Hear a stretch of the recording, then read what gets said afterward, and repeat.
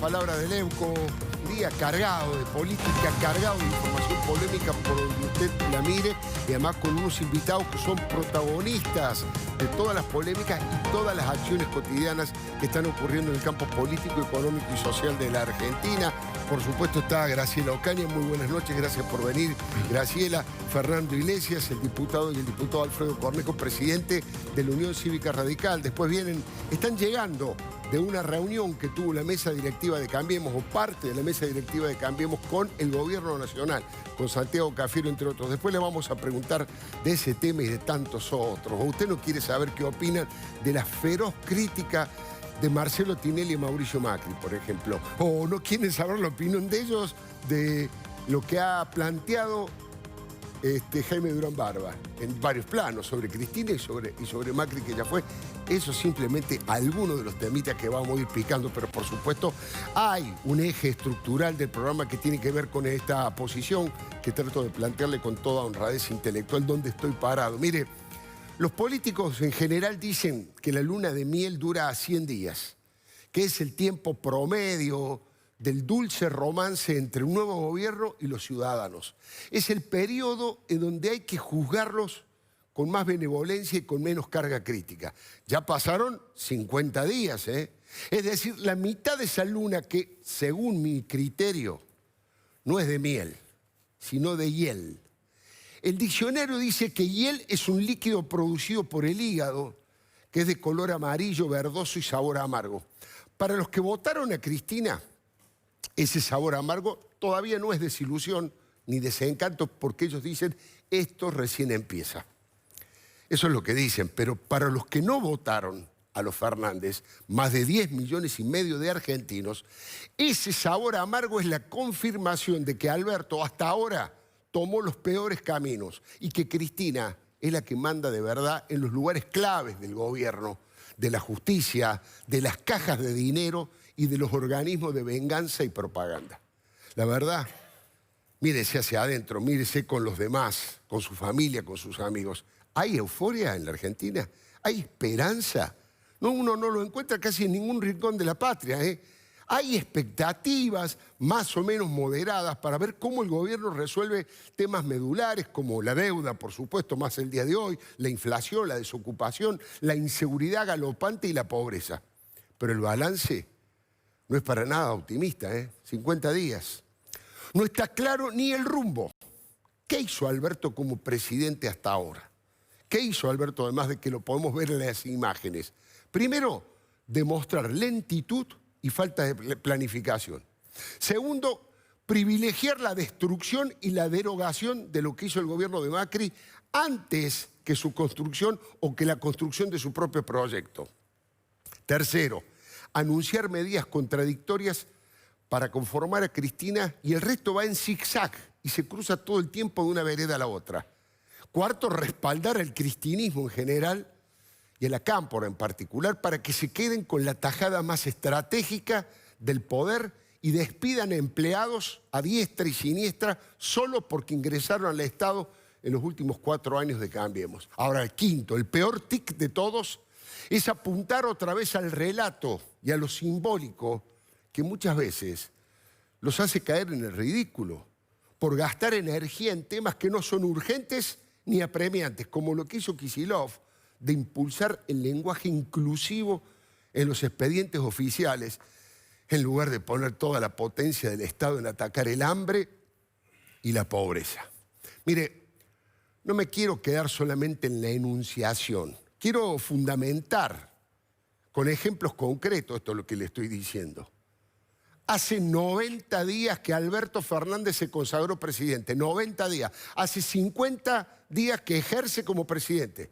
Todavía no han designado ni siquiera al embajador ante el Vaticano, señores. Y eso que cuentan con la simpatía ideológica del Papa Francisco y con 2 hombres que son muy cercanos, tanto al presidente como al sumo pontífice, Gustavo Vélez y Eduardo Valdés. Incluso cometieron el papelón de hacer pública una designación que finalmente no fue designación, porque según dijeron, el Papa la había rechazado por la condición de divorciado de la persona designada. Información que el propio Vaticano desmintió. O sea, que todavía no se sabe bien qué pasó ahí, pero seguro que pasó algo muy poco serio. El mecanismo de toma de decisiones es muy lento, muy confuso por la presencia de lo que algunos llaman poder bifronte. No hay un plan económico claro, no hay reglas del juego que la sociedad en su conjunto conozca y respete. Todo lo contrario, le diría. El infierno tan temido de Alberto, que él confesó públicamente por radio, era que el poder real estuviera en el departamento de Uruguay y Juncal, donde vive Cristina, y el poder formal en la Casa Rosada. No sé si se acuerda de estas declaraciones radiales. Quiero ser franco, o Cristina es candidata o Cristina se va a su casa. Porque lo que no podemos hacer es volver a recrear errores del pasado. No, yo no tengo ganas de que el poder esté en Uruguay y Juncal y en la Casa de Gobierno haya un títere. Él solo dijo, que en la Casa de Gobierno haya un títere. Y eso es lo que exactamente está ocurriendo. Solo que algo peor de lo que imaginó Alberto. Cristina no elige Uruguay y Juncal. Elige o su despacho en el Senado o en el Instituto Patria, a donde se firmó el pase de mando cuando Alberto viajó a Israel. Esa señal es mucho más que un capricho, que vengan al pie. Es más grave que decirle a Alberto, tenés que venir al pie. Es una forma de ubicarlo, Alberto, de decirle a la militancia que lo tienen agarrado, bueno, de los pantalones. Y que cuando Cristina quiera, le puede infligir un gran daño a la investidura presidencial de Alberto. Hay muchos ejemplos, además de toma por asalto de los organismos y dependencias del gobierno. Entraron cantando la marcha peronista, cazando brujas, echando gente y agradeciendo la resistencia de los empleados que Macri no despidió. Eso hicieron Tristán en el Ministerio de la Venganza y la Propaganda, Rosario Lufrano en la radio y la televisión argentina, Luana Volnovich en el PAMI o Bernardita Llorente en la agencia Telam, solo por poner apenas los ejemplos más notorios. Lo de Sabina Fredrik es tragicómico, ¿no?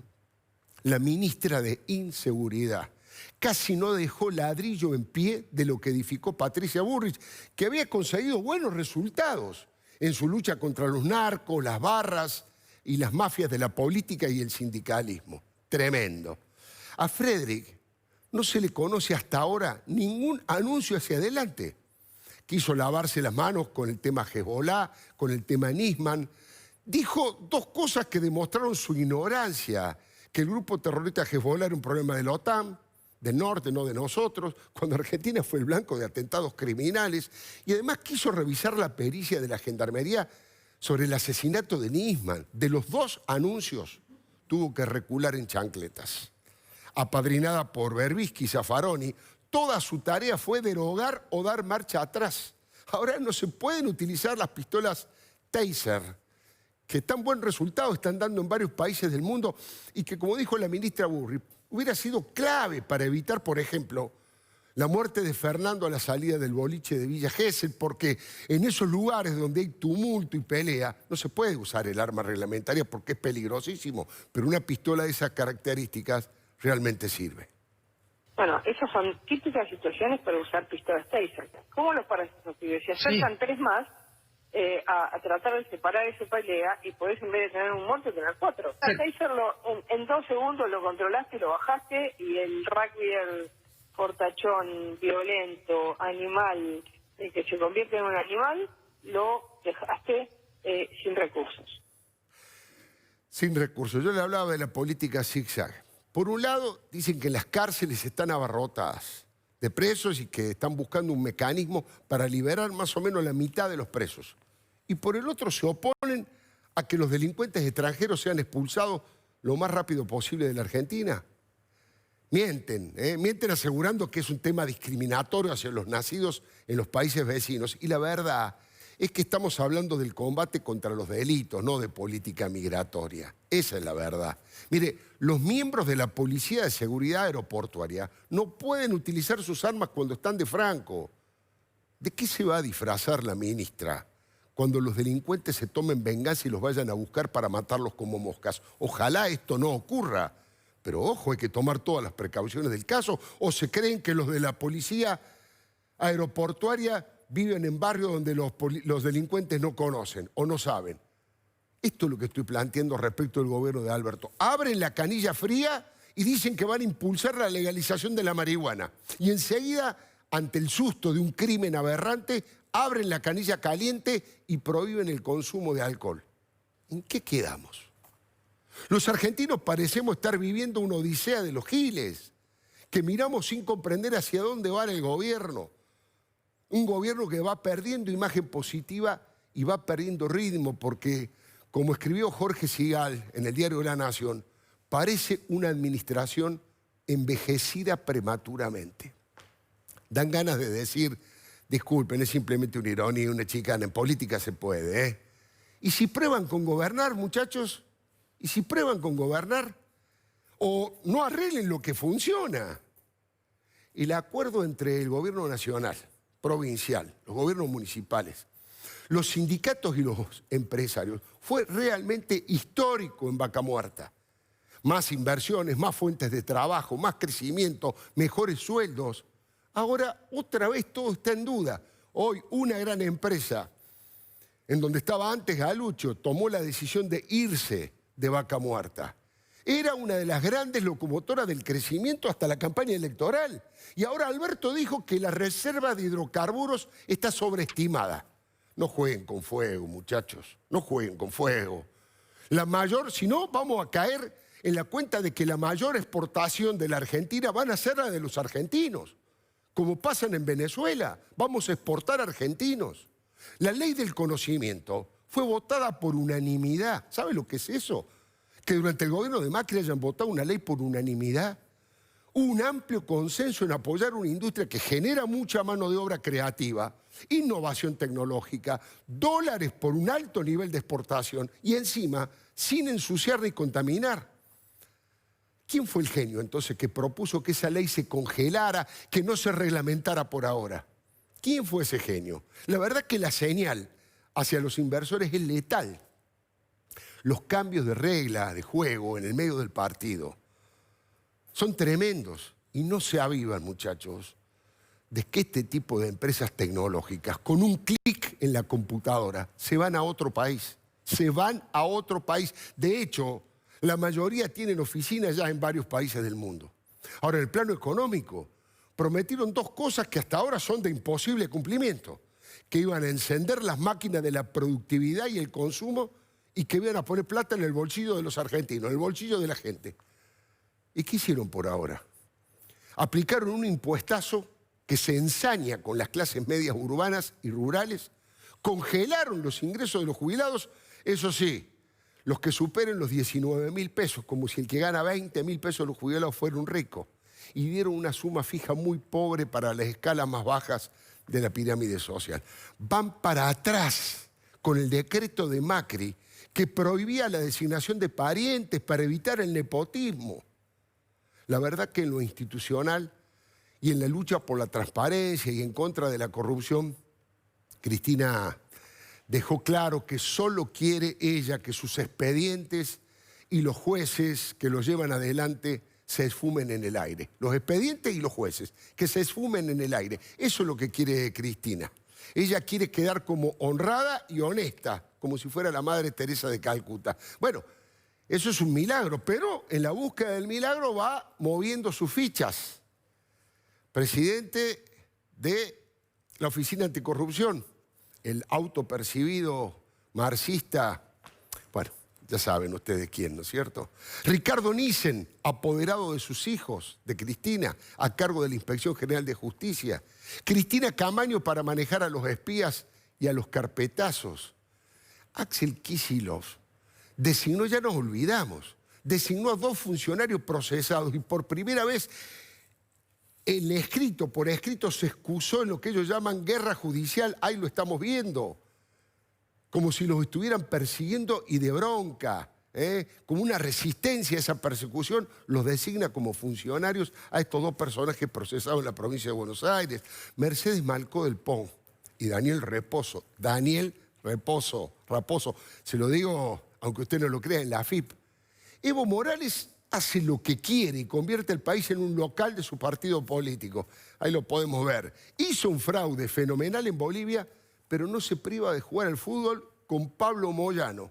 Ahí está con Pablo Moyano. Tristán, ya le dije, a cargo de la cultura militante y la estigmatización de los disidentes. Carlos Zanini como jefe de todos los abogados.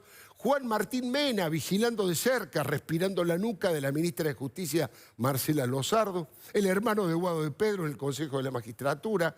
Camilo Vaca Narvaja a la Secretaría General junto a Julio Vitovelo. Luana Volmovich Alpami. Y esto recién empieza, ¿eh? Y como si esto fuera poco, le dieron a Alberto los superpoderes más amplios y arbitrarios para que tenga prácticamente la suma del poder público. Falta la frutilla del postre, que es el juez Daniel Rafecas como jefe de todos los fiscales. No le va a resultar fácil porque no tiene mayorías calificadas. Enseguida le quiero hablar específicamente del tema Rafecas. Pero veremos cómo se comporta la oposición. Vamos a preguntar aquí. Hay 3 representantes de la oposición.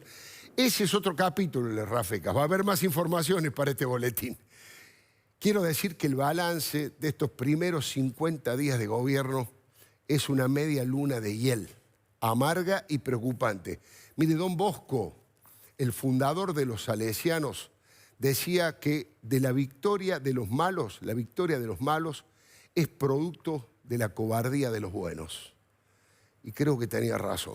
Si usted me permite, ahora seguimos con Daniel Rafecas, pero quiero conocer la opinión de los invitados, por supuesto, y que no sea la mía la única que quede en el aire.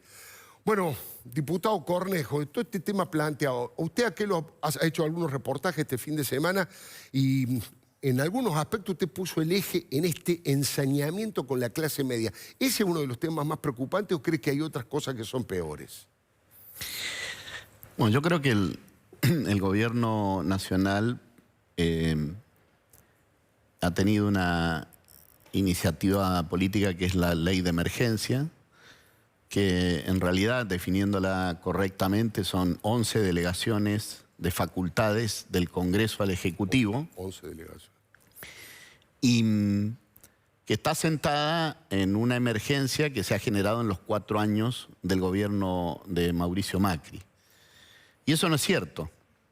Y no es cierto porque la Argentina tiene estancado su Producto Bruto Interno del 2010 a esta parte. En el primer gobierno de Cristina se estancó la economía. En ese momento éramos 40 millones de argentinos y hoy se estima que somos casi 44. La misma riqueza que generábamos en el 2010 la generamos en el 2020, 10 años después, con 4 millones más de habitantes y en el medio con esta inflación. Es decir, por eso tenemos malos resultados sociales, malos resultados económicos, pero atribuírselo todo al gobierno de Macri no solo es injusto con ese gobierno, que sería lo de menos, no busquemos justicia aquí, sino que es ineficaz para entender los problemas de la Argentina y cómo se resuelven. Nosotros necesitamos desde ya un shock capitalista, un shock privado, y se lo está atacando con más impuestos, con menos inversión, y además necesitamos un Estado inteligente que dé igualdad de oportunidades a los argentinos para prepararse para esa economía y ese shock económico privado. Las dos cosas van en retroceso.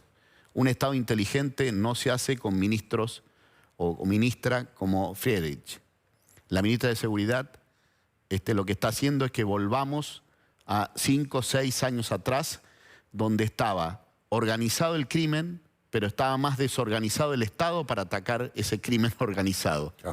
Cosas absurdas como las pistolas Taser, como que no solo la prefectura, la Policía Federal, la Gendarmería no puedan andar con armas cuando están de civil, no contribuye a un Estado más inteligente. Muy por el contrario, que combate el delito. Ni hablar la regresión que está teniendo el sistema federal en por ejemplo, en esa ley de emergencia, donde buena parte de los recursos nuevos, de los nuevos impuestos, van a concentrar al Poder Ejecutivo y al Estado Nacional, y en detrimento de las provincias, cuando en realidad el proceso anterior fue devolver recursos a las provincias. Todas esas cosas son preocupantes, pero hay un dato que es el más preocupante, que es la búsqueda de la impunidad en causas de corrupción que están sobradamente andadas, sobradamente probadas, como es el caso Cuadernos, como es Otesur, donde hay, yo creo que a mucha gente en el kirchnerismo, si le dan a elegir entre combatir inflación, combatir desempleo, tener crecimiento económico y tener impunidad, eligen tener impunidad. Y esto es, sin duda, el tema más grave, dice usted. El tema más grave de todos. Diputado, ahora seguimos conversando, pero le pido que nos haga un poco de cronista. Han estado ahí con parte de la mesa directiva de Cambiemos y han estado con parte del Gobierno Nacional. ¿Por qué no nos cuenta un poco quiénes lo acompañaron, quiénes los esperaban? Y la pregunta clave, ¿usted cree que mañana la oposición va a apoyar en diputados el tema de la ley? Bueno, primer punto, en la mesa de Cambiemos se ratifica esta política de unidad que hemos tenido en estos 50 días, que creo que ha sido los agoreros digamos, en contra de Cambiemos, planteaban que íbamos a estar divididos inmediatamente, y la verdad es que estamos más unidos que nunca. Que hacemos nuestra autocrítica de los errores, pero creemos que hay que privilegiar las coincidencias en este tiempo, porque la Argentina necesita alternancia. Si no, la Argentina, si no tiene unidad, no va a tener alternancia. Si no tiene unidad la oposición en Cambiemos, no va a tener alternancia. Si no tiene alternancia, se va a fortalecer el kirchnerismo y vamos a vivir lo que ya vivimos en la Argentina y lo que de alguna forma está pasando en liderazgos como los de Evo Morales, con la oposición a Evo dividida, o lo que vivimos en Venezuela, donde la oposición también está dividida, y eso tiene consecuencias nefastas para el pueblo de Venezuela, para el pueblo de Bolivia, y desde luego tendría consecuencias más nefastas para el pueblo argentino. Así que ese primer concepto está firme allí. Hemos resuelto también allí que nadie puede desmarcarse en la votación de Rafecas. Claro. Y esa es una de las salidas, de las definiciones que se ha tomado en la mesa de Cambiemos. Lo hemos dejado claro en el comité, en el documento conjunto de los tres partidos, que la posición que se adopte será por unanimidad. Esos rumores que andan dando vuelta de que hay 4, 5, 6 senadores que podrían votar a Rafecas, bueno, justamente lo que se quiere plantear aquí es que lo que hagamos es en unidad. Tampoco estamos diciendo que está garantizado votar en contra. Sí. Ahora vamos a charlar. Pero sí que lo que hagamos va a ser en a forma favor conjunta o en contra deben ser en forma conjunta de los 24, 25/27 senadores de Unidos por el Cambio. Y en el tema de la ley de mañana. De la ley de mañana, la verdad que se hace muy difícil para Cambiemos votar en contra de un reperfilamiento de la deuda que creemos que, de haber ganado el presidente Mauricio Macri, también deberíamos haber hecho. Sí. El problema de la deuda requiere un reperfilamiento, una reorganización, una reestructuración, llámesele como se quiera, pero esa reestructuración debe tener algunos criterios que sean efectivos a la hora de darle sustentabilidad a la deuda, y queremos apoyar esa política, pero también queremos tener precisiones, porque nuevos cheques en blanco, el kirchnerismo, lejos del discurso que dice, el discurso que hace, hay que evaluarlo por lo que, el discurso que dice más por lo que hace. Claro. La negociación con el Club de París de Axel Kicillof fue pésima, claro, leonina para el país. La negociación con el Fondo Monetario fue mala, pagamos de contado sin ningún tipo de beneficios. La negociación con los bonistas fue mala y se pagó muy caro en el 2005. La negociación después de estatizar Repsol por parte también de Kicillof fue pésima, también leonina, carísima para el país, pagamos y vamos a pagar mucho más. Tenemos juicios y litigios en Estados Unidos todavía sobre el tema. Sí. Es decir, no son buenos negociando, son buenos hablando, ¿no? Pero no son buenos negociando con tenedores de bonos, etc. Y también lo que le hemos planteado hoy, en una reunión que tuvimos con Cafiero, Guado de Pedro, el presidente de la Cámara, Massa, y Máximo Kirchner, el presidente del bloque de diputados del Frente de Todos, es que necesitamos que sea sustentable también la deuda en pesos. Claro. Los acreedores argentinos que tienen deudas en pesos deben ser también bien tratados. Se tiene muchísima preocupación por los bonistas internacionales y en buena hora, la verdad que celebro que el gobierno de Alberto Fernández no quiera entrar en default y quiera honrar esa deuda, reprogramándola, obviamente, dándole sustentabilidad, pero también creemos que los acreedores argentinos... Y ahí están incluidas las provincias. Pero también debe ser sustentable la deuda de provincias. Claro. No las que administra Cambiemos, que por otra parte administra 4, y algunas de ellas no tienen gran deuda, al contrario, algunas de ellas tienen una gran solvencia, como es el caso de Cava, de la ciudad de Buenos Aires. Claro. Pero sí que sea sustentable también la deuda en pesos y la deuda de provincias, ¿no? Ahora seguimos conversando, diputado Cornejo, pero quiero saber aquí, obviamente hemos hablado de muchísimas cosas, pero quería saber tanto de tu opinión, Graciela, o como la tuya, el diputado Fernando Iglesias. ¿Qué es lo que el gobierno más está buscando? ¿Impunidad? Como decía el diputado Cornejo, es la primera pregunta. Y la segunda, además de ese tema, ¿qué otro ve como grave, diputado Ocaña? Mira, Alfredo, yo veo con mucha preocupación, porque coincido con el diputado Cornejo, que aparte la política más efectiva en estos 50 días de Alberto Fernández ha sido la impunidad, ¿no? Yo te dije, creo, en un programa de radio antes de las elecciones, incluso que si ganaba Alberto Fernández era una garantía de que todos salían el 10 de diciembre. Y bueno, esto se cumplió.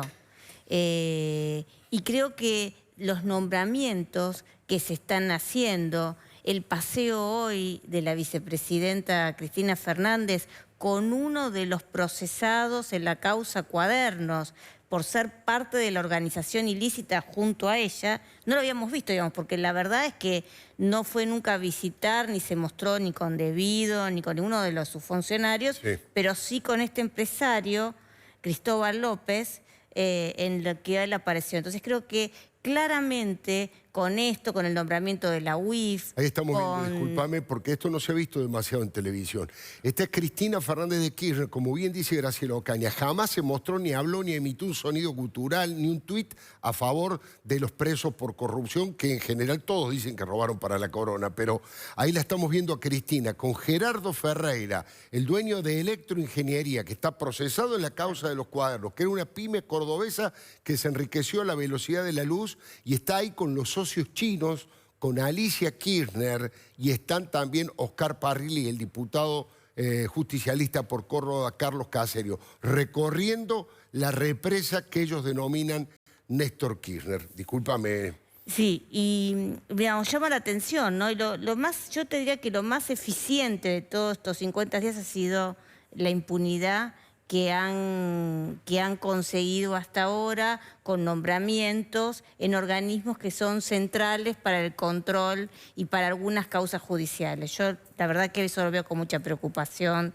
Y lo que veo más negativo es este ensañamiento con los jubilados, Alfredo, porque no solamente está esta cuestión de la reducción, de la suspensión de los ajustes previsionales que iban a permitir a los jubilados seguir recuperando con este cambio que nosotros impulsamos en el 2017, el valor de las jubilaciones. Esta declaración de que un jubilado que gana 20.000 pesos, pero ojo, no estamos hablando solamente de que tiene que ganar una jubilación y una pensión. La suma de una jubilación y una pensión que cobran, y muchos de los jubilados, ya los inhabilita para tener cualquier tipo de bono o de supuesto aumento. Claro.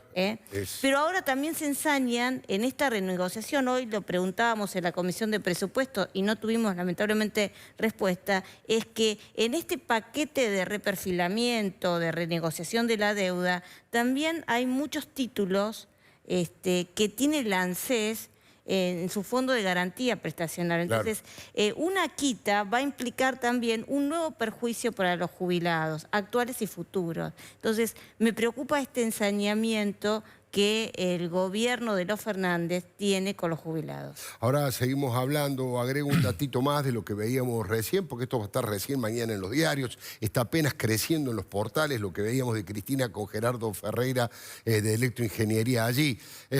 Agregarle como dato, tengo la impresión de que esa es una provocación contra Alberto Fernández, Es un apriete Alberto Fernández, porque hace muy poco habían planteado desde Obras Públicas que era una locura invertir allí, seguir creciendo económicamente en ese tipo de inversiones y que iban a paralizarlo. Fue Alicia Kirchner a pedirle a Alberto Fernández que no frenaran esta obra. Alberto Fernández no le dio mucha respuesta clara y ahora parece ya Cristina y con Gerardo Ferreira mostrándose con este video distribuido obviamente por la agencia Telam. Fernando, bueno, de estas cosas que estamos hablando, ¿cuáles son las que más te preocupan? Bueno, no sé por dónde empezar. Primero, el pacto de impunidad. No sorprende a nadie, ¿no? Una semana antes de asumir el gobierno, Cristina increpó durante 3 horas a los jueces y el presidente ya electo dijo que había sido un acto profesor de Derecho Penal en la universidad, dijo que había sido un acto extraordinario de defensa, un discurso maravilloso, y que además, en algo que se parece mucho a una amenaza mafiosa, que los jueces que antes habían perseguido a Cristina, entre comillas, ahora iban a perseguir a Macri, sonó más bien como una orden. Así que nos sorprende el pacto de impunidad entre gente que decía que los iba a meter presos, entre gente que decía que Cristina era responsable del pacto de impunidad con Irán y que la marcha de los paraguas tenía que atronar el silencio a la presidenta para llegar al poder.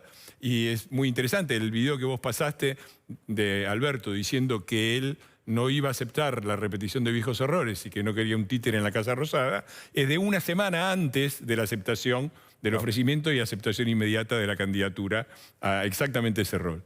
Eso me preocupa, muy claro, el doble comando. Tenemos una larga experiencia de esto. Yo no digo que vuelva a la guerra interna del peronismo entre la derecha y la izquierda con ametralladoras, desde luego que no, pero este doble comando en una situación como la que vivimos no promete nada bueno. Me preocupa también, creo que otra cosa que ha hecho el gobierno insistentemente es no cumplir nada de lo que prometió. Es decir, estos muchachos, ¿cuál era la propuesta que tenían? No tenían ninguna propuesta, la verdad que no sabían qué iban a hacer y creo que siguen sin saberlo. Pero tenían esta frasecita, le vamos a poner plata en el bolsillo a la gente, vamos a arrancar la economía y vamos a poner de pie al país. La verdad que hasta ahora han hecho todo lo contrario. Lo que han hecho es derogar, por ejemplo, una ley como la jubilatoria, que en su momento criticaban como neoliberal, como de un gran recorte, un enorme ajuste contra los jubilados, que nos mandaron al gordo Bazooka a tirarnos 14 toneladas, porque era neoliberal y no sé qué cosa, y ahora esa actualización la suspendieron. Y la noticia es que en marzo no va a haber actualización, que pasó para abril, que va a ser menor de lo que preveía la ley neoliberal y que además va a ser discrecional y solamente va a afectar en diferentes grados. O sea, se le van a dar probablemente algo a los que cobran la mínima y a los demás los van a achatar, ya se los dijeron, ya lo hicieron, ya se comieron los juicios, otra vez la misma historia. Lo último que me preocupa, esto de tierra arrasada tiene que ver con lo que se trata mañana. Yo coincido con Alfredo en que nosotros tenemos que tener una actitud de colaboración y que el gobierno tiene que tener las manos libres para negociar. Ahora, resulta que nos aprobaron, que votaron esta ley de emergencia, cuyo artículo 3 dice: facúltase al Poder Ejecutivo Nacional a llevar adelante las gestiones y los actos necesarios para recuperar y asegurar la sostenibilidad de la deuda pública de la República Argentina.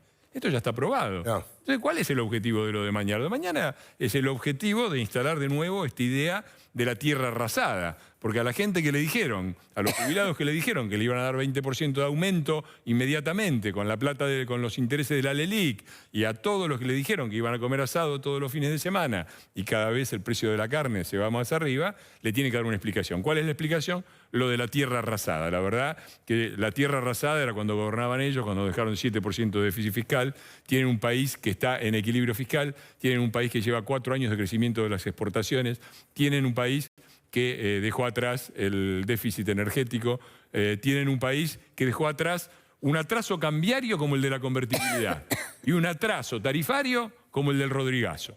Entonces, me parece que esta idea insistente de instalarlo de tierra arrasada es otro tema. Y la última es a quienes representan y si lo que están haciendo nos sorprende. Yo creo que este gobierno, el peronismo en general y el peronismo kirchnerista en particular, representan a 3 grandes sectores, a la parte lamentablemente más atrasada y más dependiente de la sociedad argentina, a los que lamentablemente viven bajo el yugo de los gobernadores, de los caudillos feudales, que son los gobernadores del norte, a los que viven bajo el yugo de los varones del conurbano y a los que viven en esas especies de Arabia Saudita patagónica, que son desiertos con una torre y un administrador del Poder Central. Eso es lo que ellos representan. No a los ciudadanos que habitan ahí, que son sus víctimas, sino a esos poderes. Y otra vez vienen con esto, con el tema del consenso federal, que ¿qué es? Autorizar a que haya más recursos para los gobernadores y para los varones del conurbano y menos para el desarrollo productivo, que como decía Alfredo Cornejo es la única salida para la Argentina. Me parece que es esto y por eso cuando uno ve las leyes y contra quién votan, votan contra esto. Votan contra la clase media. Así como la clase obrera en la época industrial era el corazón productivo, el generador de la riqueza, hoy en la sociedad de la información es la clase media. Todo lo que han hecho es un impuestazo contra la clase media. Amenazan a la ciudad de Buenos Aires con un argumento federal que ellos han desconocido permanentemente, a la capital federal, Ciudad de Buenos Aires, y han atacado a todos los sectores más productivos de la Argentina, al campo, que es el sector de conjunto más avanzado, más sustentable, que es el que genera los dólares que después se necesitan para las demás actividades, y a las industrias de la información y el conocimiento. Más claro que eso, están en contra, conscientemente en contra del avance, están en contra de la Argentina del siglo XXI y nos quieren llevar a una especie de medioevo, de medioevo peronista, de ideas que el peronismo consagró en 1940, que ya estaban en el límite de lo caduco en aquel momento y que ahora, en pleno siglo XXI, son simplemente ridículas. Déjeme que le diga lo que opino del tema Rafecas, que obviamente va a traer mucha polémica. Recién el diputado Alfredo Cornejo nos anticipaba que Cambiemos va a tener una posición unificada frente al tema. No sabemos todavía cuál posición. Decía que había algunos rumores sobre determinados legisladores. Déjeme que le diga cuál es mi opinión. Yo creo que la Argentina democrática y republicana todavía está a tiempo de evitar que el juez Daniel Eduardo Rafecas, sea designado como nuevo y todopoderoso Procurador General de la Nación. Necesita una mayoría calificada de 48 votos sobre 72. Estamos hablando del Senado de la Nación y no puede llegar a ese número si los radicales y los macristas se niegan a votarlo. De todas maneras, nunca está dicha la última palabra, ¿no? Juntos por el Cambio todavía no expresó formalmente, institucionalmente, su decisión. Y hay algunos legisladores que por distintos motivos están tentados a tragarse el sapo de Rafecas y a levantar la mano a su favor. El peligro de que Rafecas ocupe tan decisivo lugar es que ya demostró su fuerte vinculación con el presidente Alberto Fernández y su falta absoluta de independencia. Mire, ahí lo estamos viendo, por supuesto, ahí cuando le ofrece el cargo. Estamos hablando del cargo de jefe de todos los fiscales. Siempre fue un cargo clave, pero con la puesta en marcha del nuevo Código Penal, Rafecas o quien sea designado tendrá un poder gigantesco. Es que se instaura el sistema acusatorio que traslada todo el peso de la investigación a los fiscales y no a los jueces como es hasta ahora. Los ideólogos del cristinismo de la impunidad ven ese lugar como el mecanismo ideal para dinamitar los tribunales de Comodoro Pi y vaciar la capacidad de los jueces federales que tanto preocupan a la exitosa abogada que nunca ganó un juicio pero lo perdió varias veces. Quieren jueces domesticados, más domesticados todavía, que garanticen la impunidad de Cristina, de sus hijos y del cártel de los pingüinos. Ese es uno de los caminos elegidos. No es el único, pero es uno de los caminos elegidos para dejarlos afuera de las investigaciones. Por eso es tan importante y tan peligroso, en mi humilde opinión, que el juez Daniel Rafecas sea designado en ese lugar. Sería el jefe de la impunidad. Hace un par de semanas, Ignacio Zuleta, el columnista del diario Clarín, planteó que Rafecas ya tenía los votos necesarios para ser el próximo procurador. Fue una especulación audaz, pero mencionó a algunos senadores que sumarían su granito de arena. Habló de Carlos Reutemann, de Lucila Krexel, de Alberto Beretilnek, de Guadalupe Tagliaferro y hasta de Martín Lustó por una relación de su hermana en el ámbito universitario con Rafecas. Insisto con esta aclaración. Esto no lo estoy diciendo yo, lo escribió Ignacio Zuleta en Clarín. Incluso avanzó más y planteó que Rafecas tendría un guiño de Ricardo Gil Lavedra y de Ernesto Sanz. La verdad, me cuesta creerlo, Pero bueno, Zuleta es un periodista experimentado, suele tener buena información. Falta poco para comprobar si tenía razón o no. Digo que me cuesta creerlo y explico por qué. El cargo está vacante desde que la ultra kirchnerista Alejandra Hitz Carbó fue eyectada por manejos oscuros en la compra de un edificio, entre otras irregularidades que cometió con la camiseta de Cristina puesta. Gil Carbó, ¿se acuerda usted? Incluso algunos dicen, espero que sea equivocada la versión, pero hoy me rumorearon. Ojo que en una de esas va a la IGJ nuevo, a la Inspección General de Justicia, como asesora Gil Carbó. Insisto, ojalá sea un error, pero hoy me lo comentaron a título de rumor. Mire, el presidente Mauricio Macri propuso en su momento a una jurista prestigiosa como Inés Weinberg de Roca y el justicialismo ni siquiera se dignó a habilitar el tratamiento. Tuvo que continuar en forma interina Eduardo Casal. Rafecas no puede ser el jefe de todos los fiscales porque carece de la autonomía necesaria. Ese lugar debería ser ocupado por alguien impoluto, un jurista de excelencia, sin ninguna mancha ni vinculación político-partidaria. Y Rafecas es dueño de un par de récords que lo descalifican. Escuche bien. Primero, desestimó en 2 ocasiones, en un abrir y cerrar de ojos, la denuncia que el fiscal Alberto Nisman hizo contra la presidenta. Ahí estamos viendo los títulos de los diarios. Contra la presidenta Cristina y otros, por supuesto, por encubridores de los terroristas que volaron el edificio de la AMI y produjeron 85 muertos. Mire, ni siquiera Rafecas se tomó el trabajo de leer el informe de Nisman y tuvo descalificaciones graves sobre la propia salud mental del fiscal asesinado. ¿Qué hizo la Corte? Bueno, caracterizó los ataques de Rafecas a Nisman como contrarios a los deberes de reserva, secreto, respeto y prudencia que se espera de un juez. Una vez asesinado el fiscal, la mayoría de sus compañeros, por temor, algunos por indignación, otros, participaron de una multitudinaria marcha que fue histórica, a la que Rafecas, por supuesto, no concurrió. Los fiscales fruncen el ceño cuando uno le menciona a Rafecas, condenan su soberbia, su altanería.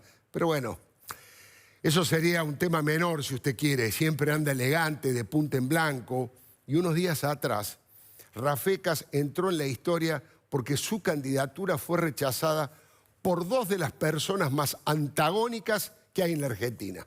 Hablo de una de las legisladoras que tiene más alta imagen de honestidad, Elisa Carrió, y por otro lado, del preso de mayor imagen de corrupción, Julio De Vido. Hace 5 años, la todavía diputada, recién todavía sigue siendo diputada, Elisa Carrió, dijo textualmente: da vergüenza por la obsecuencia, la forma en que Rafecas desestimó la denuncia de Nisman. Esto sí que es relato y de la peor calaña, porque Rafecas, en su despacho, alaba a la presidenta Cristina y a su canciller Timerman como paladines de la búsqueda de la verdad. Insisto con la fecha. Hace 5 años que la doctora Carrió dijo esto. Estamos hablando de la cofundadora de Cambiemos y la líder de la coalición cívica.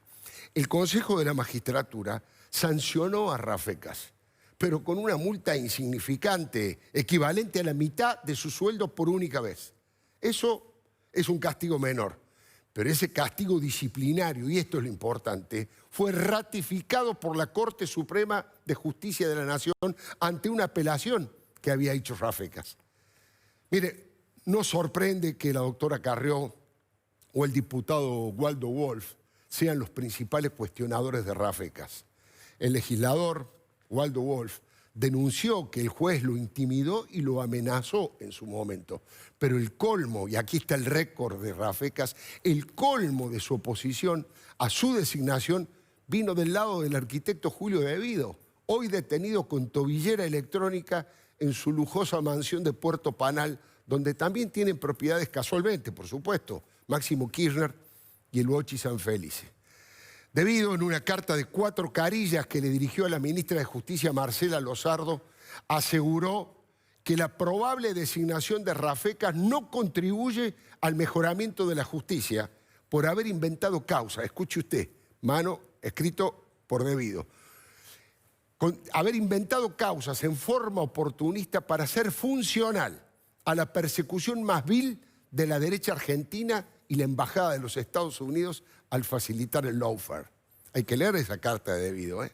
Está claro que Devido, por supuesto, está resentido porque Rafecas lo procesó por corrupción en la causa Odebrecht, donde el exministro había dejado todos los dedos pegados. Fue tan burda la corrupción de Devido que ni Rafecas pudo salvarlo. Alberto Fernández propuso a Rafecas en el primer boletín oficial de este año. En los considerandos, el presidente destaca todo lo que Rafecas carece: independencia. Se conocen hace 20 años, ambos fueron profesores de la materia Teoría del Delito en la Facultad de Derecho de la UBA y ambos fueron discípulos de Esteban Rigui, alias El Bebe, al que ninguno defendió ni con una palabra en su momento cuando Amado Vudú lo volteó de un plumazo en una conferencia de prensa vergonzosa. Esto no hay que olvidarlo. Hemos hablado ya en otras oportunidades el entramado mafioso dentro de la política. Cuando yo era director ejecutivo de ANSES, en los últimos días me vinieron a ver de un estudio de abogados al ANSES. El estudio García, Labat, Musso y Rigui. A mi despacho de director ejecutivo, para decirme que yo era nuevito, que no entendía cómo funcionaba esto, que yo tenía que tener buenos lazos con Comodoro Pi, que era muy importante desarrollar esa relación. Yo de verdad era nuevito y nunca me imaginé que tenía que tener lazos con la justicia. Este señor condenado a 5 años y 10 meses de prisión, condenado por la justicia, así se cargó a Esteban Rigui, un hombre de prestigio dentro de la política argentina. Ahora, el presidente Fernández va a tener que explicar también sus acusaciones en este mismo canal, en TN, en el programa de Nelson Castro, donde dijo que Cristina se iba a ir del poder con 2 máculas. Y menciona el tema Chicone y la denuncia de Nisman, justo 2 de las causas en las que intervino Daniel Rafecas. No se olvide. Yo creo que Cristina va a dejar su gobierno con 2 máculas indudables, que es el de haber hecho dictar 2 leyes para protegerse penalmente de 2 delitos cometidos. El primero, el encubrimiento a Vudú, estatizando Chicone.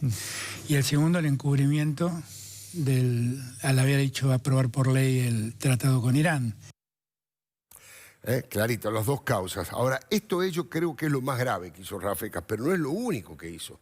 Hay impugnaciones a propósito de cuestionar su idoneidad moral, pese que Alberto Fernández lo calificó cuando lo propone como una eminencia del derecho. ¿No será mucho, Alberto? ¿Eminencia del derecho y del revés? Otra falta grave de Rafecas fue intercambiar mensajitos vía chat y darle consejos al abogado de Vudú en la causa Chicone. Sus superiores, ¿qué hicieron? Lo desplazaron de ese expediente porque se afectó su imparcialidad y además fue sancionado por el Tribunal de Disciplina del Colegio de Abogados de la Capital Federal. Fue una inconducta inadmisible para un funcionario que aspira a esta alta magistratura y encima con el fuerte poder que va a tener a partir de ahora. Yo creo que por todo esto es un peligro que Daniel Rafecas sea elegido con tanto poder como jefe de todos los fiscales. Mire, quien quiera oír que oiga, pero después que nadie diga que no le estábamos avisando, ¿no? Bueno, ahora sí hablamos del tema Rafecas. Ya quedó claro que Juntos por el Cambio, Cambiemos, va a tomar una posición en forma conjunta y eso es lo que van a hacer en el Senado de la Nación. ¿Cuál va a ser esa posición? O por lo menos usted, al debate de la mesa directiva, ¿cuál va a ser la postura suya, Cornejo? A ver,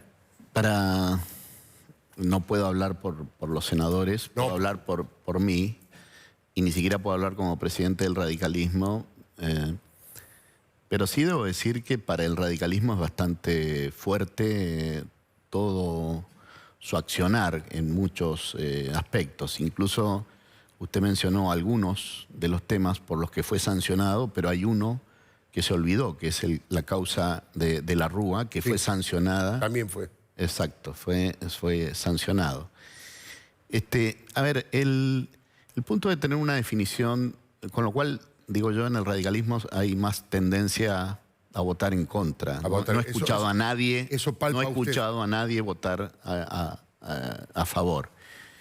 Incluso, no solo no me consta, del único radical que aparece en ese informe del periodista, del columnista de Clarín, es Martín Lustó, y la verdad que no solo no me consta, sino me parece que hay una confusión de relaciones y de amistad de la hermana de Martín Lustó. No conozco su familia, pero sí he escuchado, no con Rafecas, sino con otro que aparecía como candidato a procurador antes de Rafecas, propuesto por Cristina, que sí es amigo, tengo entendido, de la hermana de Martín Lustó. Así que ahí veo una inconsistencia además, más allá en la información. Exactamente, no creo que la amistad de una... Sí, y a mí también me llama la atención lo que planteaba de dos personas que yo personalmente respeto muchísimo, yo creo que gran parte de la ciudadanía, como abogado y como dirigentes políticos, el doctor Gil Lavedra y Ernesto Sanz.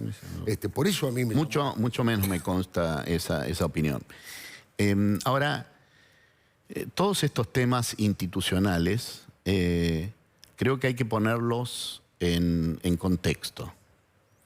Y ponerlos en contexto es que, se dijo en su columna, es un cargo vitalicio, con un nuevo sistema, que es el sistema acusatorio, con el cual el poder del procurador es muy amplio, solo que la diferencia es que está en una ley. Una ley puede ser modificada por otra ley y podemos decir que allí se abre un debate acerca de si es correcto que ese cargo sea vitalicio, independiente y que tenga tanto poder independiente de la persona. Pero también debo decir que hay que ponerlo en el contexto de que como fuerza de oposición, nosotros tenemos que privilegiar nuestra unidad en estos tiempos. Seguro. Si hay una mayoría que quiere votar a favor de Rafecas, es complicada la definición. La definición, claro. No advierto que haya una mayoría en eso. Usted no, por lo menos no lo el radicalismo advierto, no lo nota. Pero no lo noto, al menos no lo noto en el radicalismo, ¿no? Está bien. Por supuesto, ambos son diputados y los que votan son los senadores, pero sin duda que amigos senadores, gente de su propia simpatía y militancia en común, seguramente les van a preguntar su opinión. Usted, Graciela, bueno, los dos siguen mucho los temas de la justicia, los temas de la lucha contra la impunidad. ¿Usted qué diría sobre Rafecas? ¿Es correcto que sea el futuro procurador? Mire, Alfredo, yo incluso le voy a decir una cosa, yo lo he defendido muchas veces a Rafecas en algunas de los juicios que tuvo, porque me parece que en algunos casos su actuar fue correcto. Pero yo creo que Rafecas no es el mejor candidato para ser Procurador General de la Nación. Básicamente porque me parece que su actuación en el tema Nisman, digamos, yo puedo entender que el juez haya llegado a esa conclusión de que no había delitos, pero acá lo grave es que el juez Rafecas lo hizo en pocas semanas, sin tomar una sola medida de las más de 30 medidas que, si mal no recuerdo, había pedido el fiscal Policita. El fiscal Policita, sí. Uno podía tomar 5, 6, 7, las medidas que considerara, evaluarlas y de ahí decir que no había delito. Yo hubiera respetado, yo respeto mucho porque entiendo que los jueces pueden tomar ciertas decisiones, pero a mí me parece que el doctor Rafecas, en ese caso, cerrando in limine una denuncia de un fiscal, no de un particular. Claro. Yo le aseguro a Alfredo que las denuncias de particulares, a veces denuncias ridículas, se investigan mucho más que la denuncia tan grave que hizo un fiscal de la Nación, que aparte, 72 horas después apareció muerto en su departamento. Claro. Yo creo que por esa razón el doctor Rafecas no debería ser el procurador. Me parece que los argentinos y la justicia en esta instancia, poniendo en funcionamiento este nuevo procedimiento penal, necesita un hombre real o una mujer realmente independiente. Y creo que va a ganar mucho el propio presidente Fernández si toma esa decisión. Y además si sale alguien por unanimidad, que tenga todas estas características, que no tenga camiseta partidaria y que sea realmente una eminencia en el derecho, sería un gran avance institucional para la República. Por ejemplo, el doctor Casal, que es una persona de línea en la procuración, si usted habla con toda la fuerza política, todo el mundo lo respeta, claro. Ha sido siempre la correcta y ha sido varias veces, le ha tocado ser procurador interino. Pero me parece que hay mucha gente en la justicia, muchos hombres y mujeres que pueden ocupar mucho mejor ese lugar. Ese lugar. Fernando Iglesias. Déjame primero destacar lo que se vio ahí, ¿no? Es decir, el cinismo de esta gente. Es decir, Vudú diciendo no sabía que tenía que tener relaciones con Comodoro Pi, mientras sus abogados se mandaban mensajitos de WhatsApp con el juez a cargo de la causa, ¿no? O sea, ese nivel de corrupción de la palabra, de la moralidad, de las reglas más básicas, ¿no? De que se nos ríen en la cara, ¿no? Se nos ríen en la cara permanentemente, ¿no? Hoy la declaración de Cristina, declaración jurada. De la declaración jurada de Cristina con $60.000, da ganas de hacer una colecta para ayudarla, ¿no? Esta gente se nos ríe en la cara y a mí me parece que es inaceptable Rafecas, es inaceptable te agrego un motivo que mencionaste, el apriete a nuestro colega, el diputado Wolf. Lo puse, lo dije. Lo mencionaste, pero eso me parece que es inaceptable.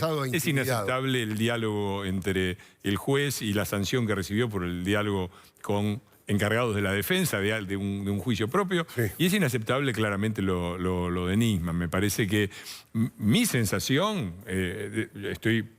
adhiero completamente a la necesidad de que votemos todos juntos, espero que sea un voto negativo, y mi sensación es que vuelven a hacer esta táctica de poner a Drácula para después meternos por atrás al hombre lobo, que fue una cosa que hicieron con Gil Carbó, ¿no? Pusieron un impresentable de entrada, Raposo, y cuando se cayó aparecieron con Gil Carbó, que muchos ingenuamente creyeron... no era muy conocida tampoco, etc. Claro, y ahí tuvimos a Gil Carbó. Así que me parece que ya el truquito se los conocemos, esperemos no caer de nuevo en la trampa.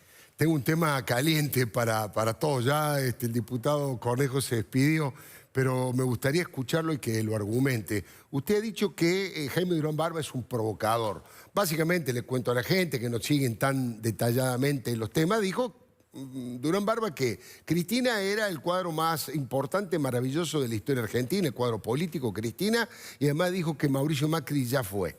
¿Qué dice usted al respecto, diputado?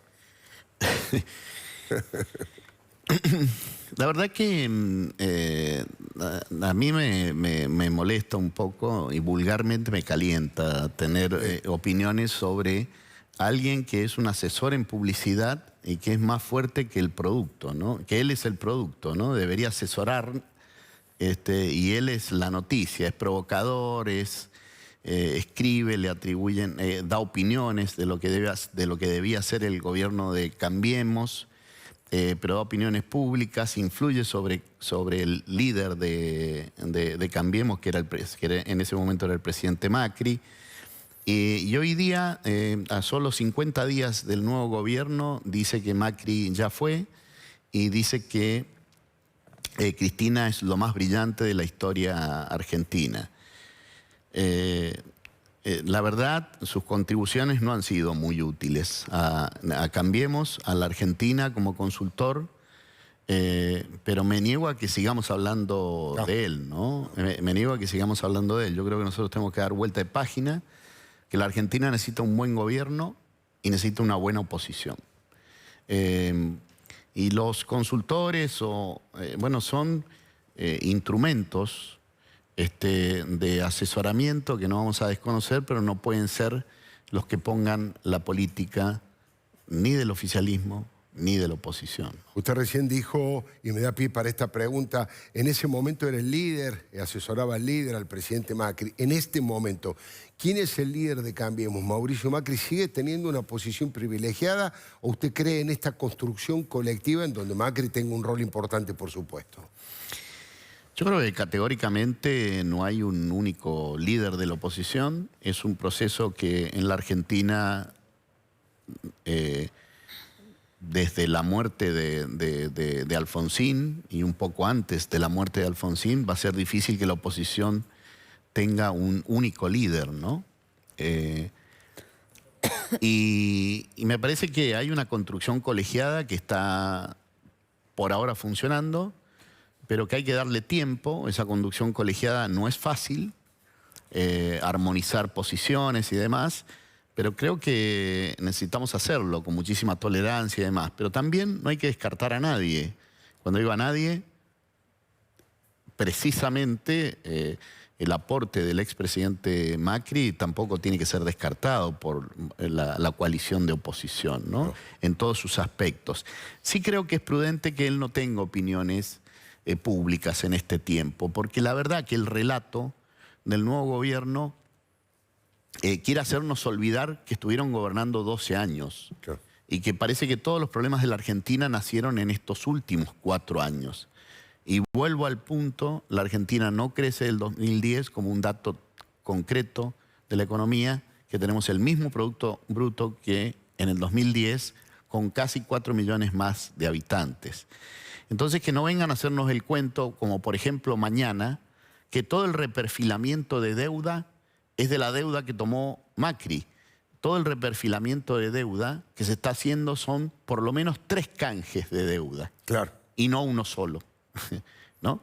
Entonces, si él, con ese video que es obvio que lo firmó un militante y demás, sí, pero que tiene una opinión sobre la deuda, que es muy peyorativa, que habla sobre sus funcionarios, de alguna forma sus apariciones públicas afirman el relato del kirchnerismo en estos tiempos. Y me parece que él, tomando la prudencia que ha tenido en estos 50 días, ha hecho que tengan que hacerse cargo de problemas que tiene la Argentina y que en muchos aspectos los ha generado el peronismo y su cultura populista y sus instrumentos populistas de gobernar. Hay que hacerlos responsables, ¿no? Siempre ha venido alguien a salvarlos. Cuando no, la dictadura militar en el 76, el gobierno de Isabel Perón iba rumbo, no estaban tan finas las encuestas en ese tiempo, pero los pocos estudios sociológicos que habían ya marcaban que iba rumbo a una derrota. Y la dictadura militar les evitó una derrota en ese tiempo. Sí, también masacró a gran parte de la militancia de la juventud y todo. Por supuesto, desde luego, y nunca mezclemos las cosas, pero concretamente hasta una atrocidad como la dictadura militar vino a salvarles una elección. Y en este caso, los 4 años de Macri no tienen que legitimar lo que no se pudo hacer o no se supo hacer durante los 4 años de Macri, no tienen que legitimar de ninguna manera los errores que cometa el gobierno nuevo pero viejo peronista. Me tengo que ir a un corte, por supuesto que quiero escuchar la opinión de Graciela Ocaña y de Fernando Iglesias sobre el tema Durán Barba, sobre quién es el líder, si es que hay un liderazgo compartido y cuál es el rol que debe ocupar el presidente Macri y alguna cosita más, pero eso va a ser enseguida después de este brevísimo corte.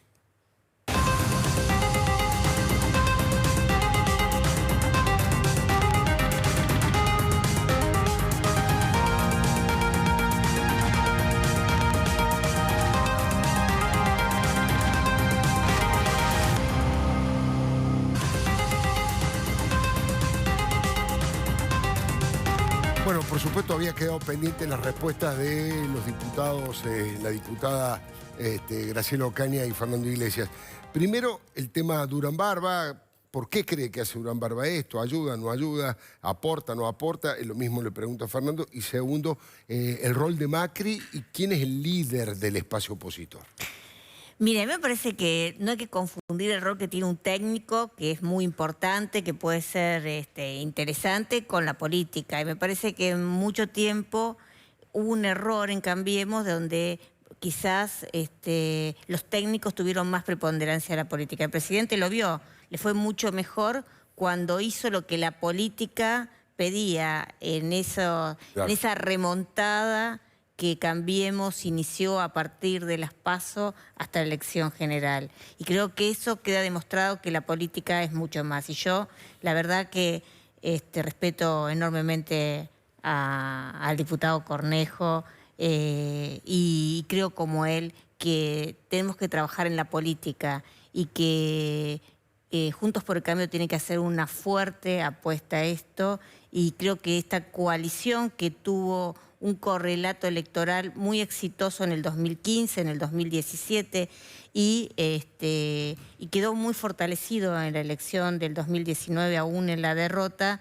Creo que tiene que pasar a una esfera de institucionalizarla. Creo que hay dirigentes muy importantes en Juntos por el Cambio. Por suerte tenemos dirigentes en todas las provincias, a nivel nacional, conocidos, muy respetados y con enorme legitimidad. Y el presidente Macri, por supuesto, su 41% que consiguió en el resultado electoral, lo legitima como para poder también estar en esta mesa y aportar todo lo que quiera. Pero me parece que tienen que ser decisiones de mesa para poder discutir la política, y tenemos que todos hacer un enorme esfuerzo para trabajar en conjunto y que democráticamente definamos todo. Fernando Iglesias, Durán Barba, el rol de Macri. Durán Barba, dado que él ha roto el fuego, ha abierto el fuego, me permito repetir en público algo que le dije personalmente en la cara, y es que él ha sido un excelente organizador de campañas y un pésimo comunicador desde el gobierno. Es decir, este gobierno, una cosa es organizar una campaña política para ganar una elección. Otra cosa es comunicar la obra y las cosas que se ha hecho del gobierno. En esto hemos tenido un enorme déficit. Así que lo malo de Durán Barba es sobre todo que ha hecho mal su trabajo. Y las declaraciones también son muy malas, porque marcan una deslealtad, ¿no? Uno se espera un mínimo de respeto y deslealtad. Y marcan una provocación. ¿En qué es brillante Cristina? Cristina, yo coincido, como el marido. Son brillantes en dos cosas: en acumular poder político y en robar sin ir presos. En eso me saco el sombrero. He visto pocos ejemplos de gente más brillante en hacer este tipo de cosas. Pero después, en lo demás, me parece que el nivel de comprensión del mundo, su nivel de comprensión de la política, de lo que está pasando en el siglo XXI, me parece verdaderamente desastroso. Y que digan que es la mujer más brillante de la historia argentina es un insulto para muchos. Que se me ocurre Alicia Moró de Justo, para poner a alguien, ¿no? Yo, si fuera Alicia Moró de Justo y escuchara eso, me sentiría muy, muy ofendido. Así que me parece que...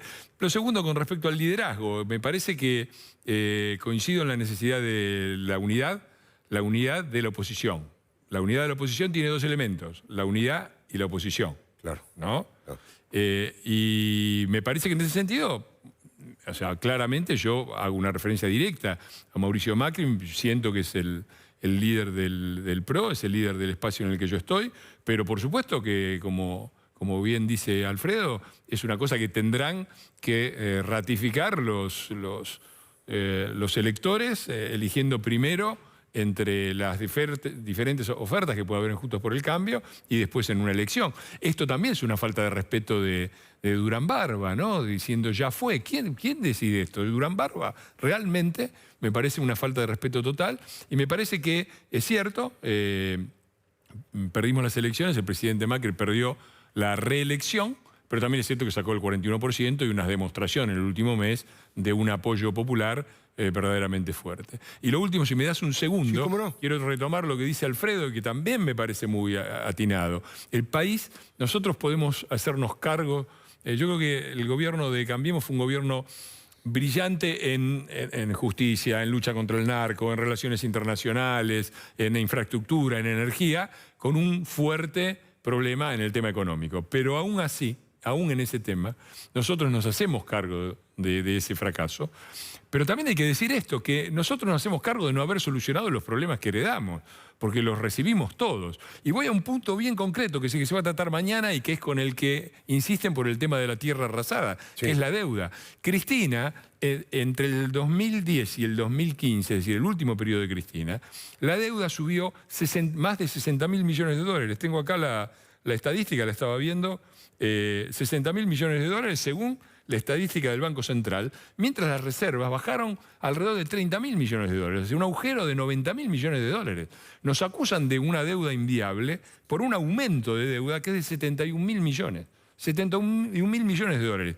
¿Qué fue eso? ¿Qué fue eso? Fue pagar, para empezar, a los holdouts, ¿no? Tuvimos que pagarle a los famosos fondos buitres que habían ganado un juicio y les pagamos con un descuento del 44% sobre un juicio ya ganado, mientras el señor Kicillof, que ahora se sale a rasgarse las vestiduras, fue y le pagó, en el Club de París, le pagó los intereses, lo punitorio, todo. Le llenó la cara de billetes. Además de eso que tuvimos que pagar YPF, tuvimos que pagarle a las provincias la deuda que les había dejado estos señores que ahora hablan de federalismo, tuvimos que pagarle la reparación histórica a los jubilados que hacían juicios para que no siguieran haciendo juicios y para que alguna vez cobraran. Todo esto es un paquete de por lo menos 20.000 millones de dólares. Sumale 61.000 millones de dólares de déficit fiscal. A pesar de que lo bajamos, y lo bajamos en forma bastante rara, estamos en 0,4% de déficit primario, arrancamos de arriba de 5, a pesar de eso, el déficit fiscal de 4 años, según datos de IARAF, que es la principal de Nadine Argañaras. Exactamente, son 61.000 millones de dólares, 61.000 que cubren casi completamente el aumento de la deuda. Sumale los 20.000 millones de dólares que se nos fueron entre los juicios, Club de París y todo. Digo, ¿de qué están hablando cuando dicen que es insustentable, que dejamos un país inviable? La verdad, nosotros nos hacemos cargo de no haber podido solucionarlo, pero la verdad dejamos un país que es muchísimo más sustentable porque tiene equilibrio primario, tiene equilibrio energético, tiene exportaciones creciendo, tiene unas tarifas razonables que pagan más o menos el valor de la energía y no tiene un atraso cambiario que nos habían dejado, que era como el de la convertibilidad. De lo demás nos hacemos cargo también del tema de la pobreza. Digamos que nosotros, si se confirma que va a andar alrededor del 35, eso implica una suba de 5 puntos porcentuales en 4 años, que es más o menos lo mismo que tuvo Cristina desde 2011 al 2015, en donde se subió del 26 al 30%. Así que no solucionamos muchas cosas en estos aspectos y nos hacemos cargo, pero que no nos vengan a correr estos muchachos que gobernaron 12 años con mayorías parlamentarias, en el mejor momento de la historia para Argentina y para Latinoamérica, con la soja promedio a $480 de promedio, hoy está casi 50% abajo de ese valor, y dejaron un país destruido con 30% de pobreza y déficit por todos lados. Mire, le quiero mostrar un tuit, solamente un tuit para dejar planteado el tema para después porque me tengo que ir a un corte. Es un tuit de Marcelo Tinelli. Me ha llamado mucho la atención, hoy hubo una especie de campañita, ahí está. Me parece lamentable que una persona que sin ningún pudor y siendo presidente manifestó que venía diciéndole a sus colaboradores que los mercados no nos iban a dar más plata y que nos íbamos a la mierda, hoy sea distinguido en FIFA. Triste noticia para los que amamos el fútbol. Fue parte de una campaña que hubo fuerte hoy contra Macri, los medios de comunicación kirchneristas, algunos presidentes de clubes, Diego Maradona, bueno, toda esa estructura del kirchnerismo fue en el tema de la FIFA. Tengo una impresión, tengo una explicación, creo saber por qué ocurrió esto, pero me interesa, estamos hablando de uno de los comunicadores, uno de los hombres del mundo del show y del espectáculo más conocidos, más populares que en la Argentina como Tinelli, castigando duramente, no solo hoy, sino en los últimos tiempos, al expresidente Mauricio Macri. De eso les voy a preguntar a mis invitados, pero eso después de este brevísimo corte.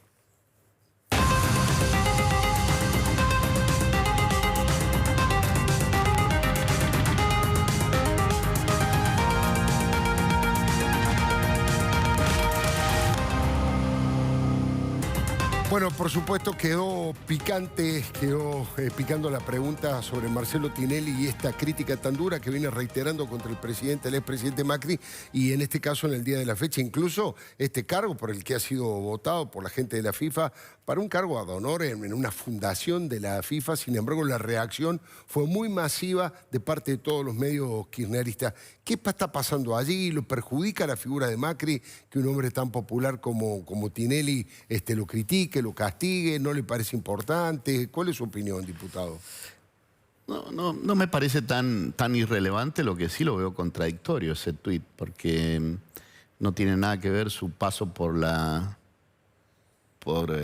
presidencia y sus aciertos o sus errores con respecto a la administración de una fundación de la FIFA que da la idea que es un tema menor, y que por otra parte, además de haber sido presidente de un país que no es un honor menor, ha sido dirigente del fútbol durante muchos años, ¿no? Así que no. Hincha de Boca, déjeme que le diga que bastante exitoso bueno, como dirigente del fútbol. Sí. Me parece incongruente esa crítica. Se lo puede criticar por otras cosas, claro, obviamente, pero en este punto no lo veo relevante esa crítica. Diputado Alfredo Cornejo, ha sido muy amable. Muchísimas gracias por haber venido. Muchas gracias. Sé que está muy apurado, así que lo libero. Bueno, Graciela, ¿qué pasa con esto? ¿Cuál es la bronca? ¿Qué es lo que está ocurriendo? La verdad que me llamó la atención, pero no solamente el de Marcelo Tinelli, sino el de todo el espectro futbolístico, porque no le vi esa preocupación a muchos dirigentes deportivos cuando fue la denuncia de FIFA Gate, cuando yo hice la denuncia del fútbol para todos, ¿no? De cómo se robaban la plata de los argentinos, yeah, algunos dirigentes. Ni tampoco cuando el AFA...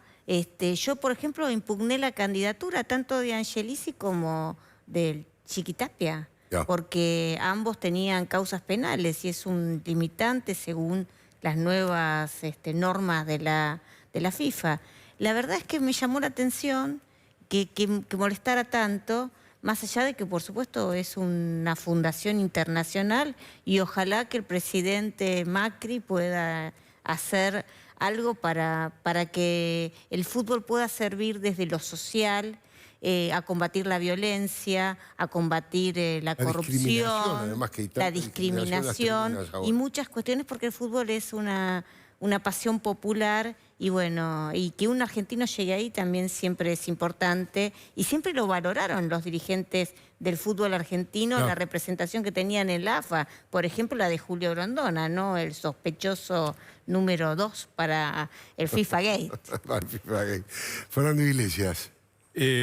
Bueno, primero, déjame pasar un aviso y hacer una autocrítica. Yo tengo un proyecto de ley para democratizar la Asociación del Fútbol Argentino y todas las organizaciones. Las organizaciones deportivas son cuevas de corruptos a nivel internacional, porque los sistemas por los que se eligen son pésimos, no son democracia directa. Entonces, los corruptos que dirigen muchos de los clubes, no digo todos, desde luego, pero muchos, son los que eligen al corrupto mayor. Lo hicieron con Grondona y sigue funcionando. Ojalá, fuimos débiles en no impulsar ese proyecto, ojalá se lleve adelante.